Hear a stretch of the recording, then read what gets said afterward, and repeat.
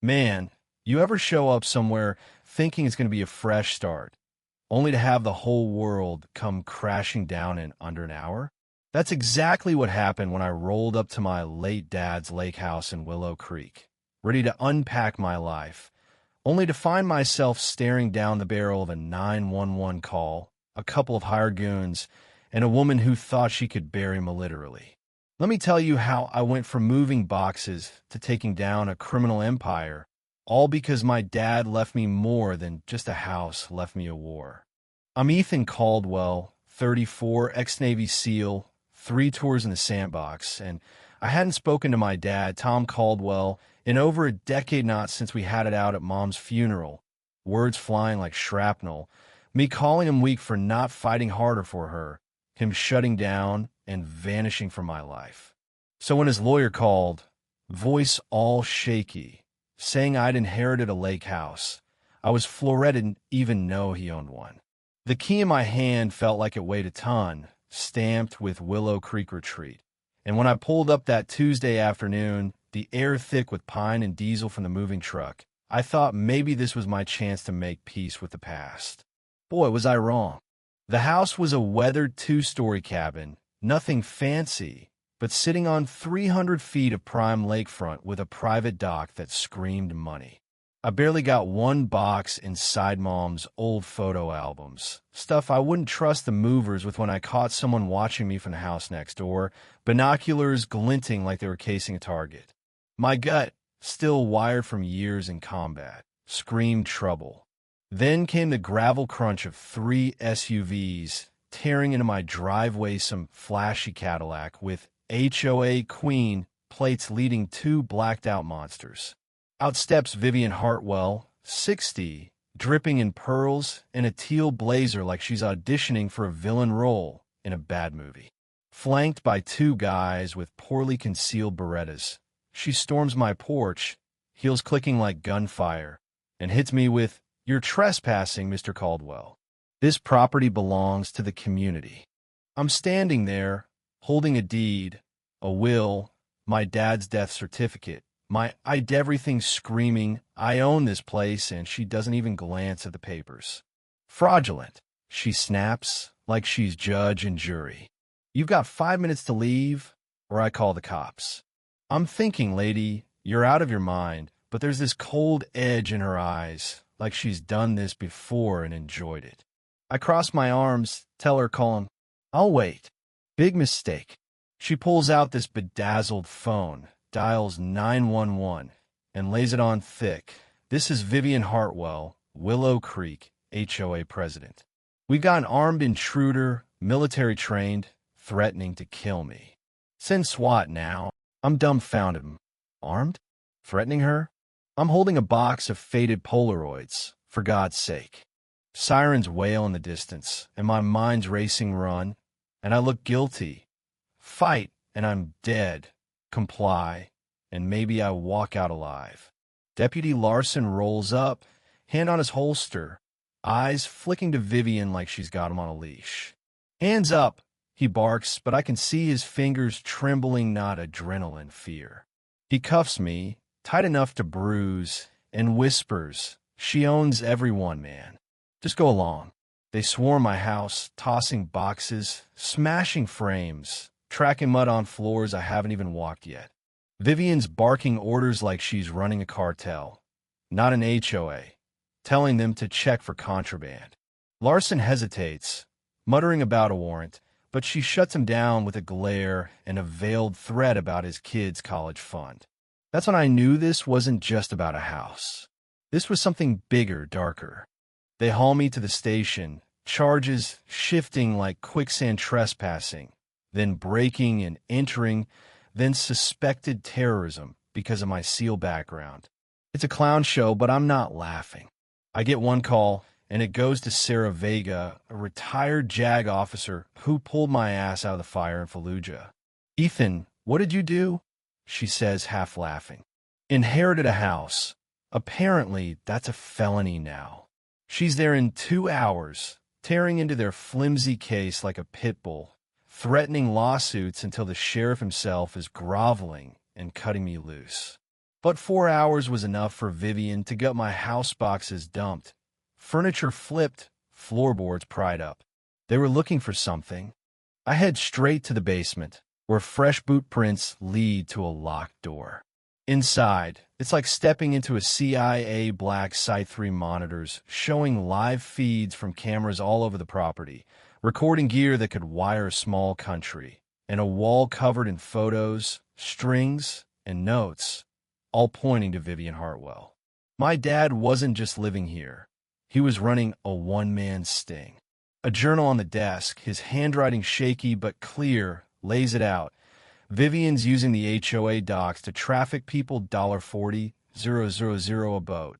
Twice a week, hundreds of victims, kids as young as 7. He'd been working with an IC agent named Torres, documenting everything, even as Vivian fed him arsenic disguised as vitamins. He knew she was killing him, and he kept going to protect those people. The last entry gutted me.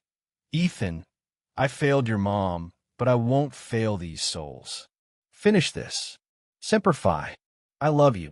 I'm sitting there, tears burning my eyes, realizing the man I hated for abandoning me was a hero, dying alone to save strangers. Then the phone rings. Nobody should know that number. It's Torres, voice steady like he's run ops his whole life. Your dad said you'd answer. Vivian's desperate. Doesn't know how much evidence he left. That lockbox they took. Decoy. The real stuff's in a safety deposit box, number 4723. Get her to confess, Ethan. We need her on tape. Before I can process, a knock at the door. It's Mrs. Chun, the neighbor with the binoculars, holding a pie and looking like she's about to bolt. She slips me a note under the crust. Your dad saved my son. Meet me tonight, 10 p.m. back door. Bring the journal. That day, Vivian's minions hit me with everything code violations for grass too long, fake sewage leaks, fire marshal nonsense, racking up $400 in fines. Texts from a burner phone keep coming. Give up. I'm not giving up. I am filming every second, building my own case. At 10 p.m., I sneak to Mrs. Chen's, and her place is a mirror of Dad's set-up photos of missing people, kids mostly, death certificates that don't add up. She tells me her son saw a boat unloading kids at 2 a.m., got snatched by Vivian's goons, and only walked free because Dad bought into the HOA and put him under protection. She owns this town, Mrs. Chen whispers. Cops, fire chief, even the Judge of Erie one's in her pocket. At 3 a.m., I see it myself, 3 boats, no lights, docking on HOA land just past my property. Dozens of people, including kids, herded into vans by Vivian's sons, their faces clear in the moonlight. I'm filming, heart pounding, calling Torres, 40 victims, minors included. Move now. He tells me to hold off. They need the whole network, not just one shipment. I'm inching closer, dodging shadows, when Larson grabs me, gun down, eyes wet. I didn't sign up for this, he mutters. My kid's sick, and Vivian pays for the hospital. I tell him, choose a side, man. Her empire's done. He walks away, torn, and I know tomorrow's HOA meeting is my shot. The next day, I hit First National Bank, open box 4723, and find a Goldman of photos of victims. Bank records of $3.2 million funneled offshore. Videos of Vivian negotiating with cartel heavies, laughing as she hands Dad his poison. One clip shows her joking about cleaning up a family who asked too many questions. I'm shaking, not scared, pissed. Mrs. Chun warns me Vivian knows I saw the boats, moved the meeting to an old lakeside hall, and brought in cartel muscle from out of state. Perfect shrattled. At 7 p.m., I walk in a meeting, Dad's old watch on my wrist, ticking 15 minutes fast like he always said it. The room's packed, locals scared, cartel thugs glaring. Vivian at the front like a dictator in a pantsuit. She starts in, waving fake psych reports, calling me unhinged, a danger to Willow Creek. I let her talk, then fire back. Funny, Vivian, those doctors ever meet me? Or did you pay for those papers like you paid to frame the Martinez family? The crowd murmurs, and she falters. I plug my phone into a speaker, play her voice from my kitchen. Your dad's barely cold. And you think you can waltz in here? We've moved 52 boats this year, think. One more body in the lake matters. The room erupts, gasps, shouts, chaos. Vivian screaming deep fake, but I hold up Dad's journal. 3 years of your deals, Vivian. Every victim, every dollar. Oh, and the arsenic you fed my dad? 400% lethal. Her son lunges, but I stop him cold. Back off, Nate. Want everyone to hear about your cartel, runs to Reno. He freezes, and I drop the bomb, holding up the HOA papers. Dad owned 51% of this HOA. Every move you've made is illegal. Her face cracks, and she loses it, screaming, your dad had to die. He was ruining everything. $40,000 a boat, twice a week, millions. For what? People who don't matter. That's if their confession, live in front of everyone. Agent Torres storms in, badge out. Vivian Hartwell, you're under arrest, trafficking, murder, racketeering. Feds swarm the room, cuffing her, her sons, 9 HOA cronies, and a dozen cartel goons. Larson drops his gun, hands up, done fighting. Vivian's dragged out, spitting venom. Your dad died, screaming, Ethan. I lean in close. He died a hero. You'll die in a cell. By dawn, it's over. 24 arrests, $3.2 million seized. Victims freed, 38 from that night alone. The story hits national news. HOA queen ran Midwest trafficking ring. Willow Creek dissolves the HOA, renames the Lake Tom Caldwell Memorial, and builds a council that answers to the people. The money goes to survivors, some opening businesses like a taco joint run by a family dad saved. I stay in house, marry Sarah, and we foster a kid, Luis, who calls me dad while fishing off the dock where evil once ruled. Dad's last video plays in my head. We don't choose our battles. Ethan, they choose us. Fight, no matter the cost.